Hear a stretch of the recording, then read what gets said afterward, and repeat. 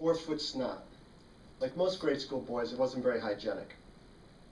I never carried tissues, so when my nose needed picking, I'd pick my nose and stick the boogers in my pocket. Well, one day, when I was just about to get into bed, I needed to pick my nose, but I was in my underwear, so I had no pockets. So I took a look at the wall next to my bed, and it was spray painted this light blue with flecks of white and black. And I thought to myself, would anybody even notice if I was to spread my snot on that wall? And so that's what I did. And for a couple of months I was doing that, and one day when I was watching cartoons in the living room, my mom calls to me, "Tom!" "Yeah, Mom?" "Get in here, please." So I go into my room, and my mom is standing next to my bed, and she points to the wall. "What's this?" And I said, "My mucus." She said, "What is it doing there?" I didn't have any tissues.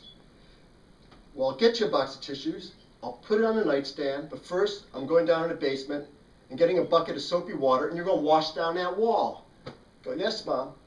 And she storms out, and I call after her, "Sorry." It seems like almost yesterday. One day I have a cold, and my grade school class goes on this field trip to the Cleveland Natural History Museum.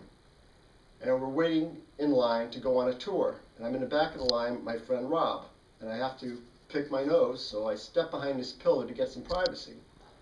But because I have a cold, it isn't your usual hard boogers, it's this gelatinous mess. So I was planning on just pulling out some of this snot and sticking it in my pocket so I could breathe a little better.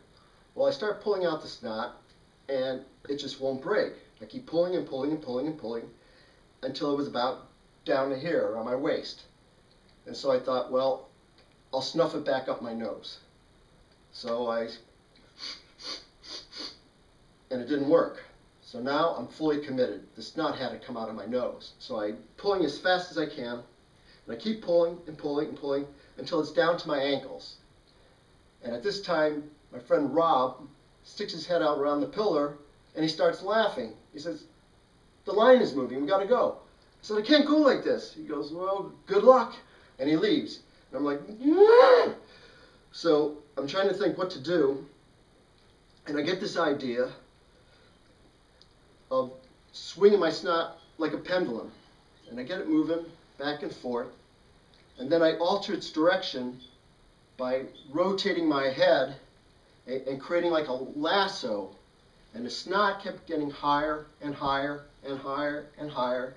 And at one point, I slung my head toward the pillar, and the snot wrapped around the pillar, almost completely around the pillar, and I put my nose up against the pillar and cut the snot off with my finger and run and caught up with my class. Well, when I turned 50, I wanted to show my daughter where I grew up. And Melody was about 9 years old at the time. And I had told her this story. So we both wanted to go to the Natural History Museum to see if we could find the pillar.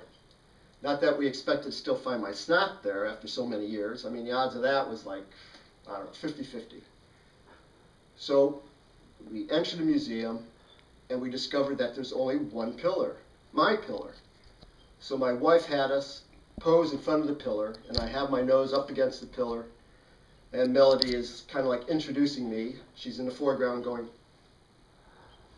and it's a pretty cute picture, and it's on my Facebook page.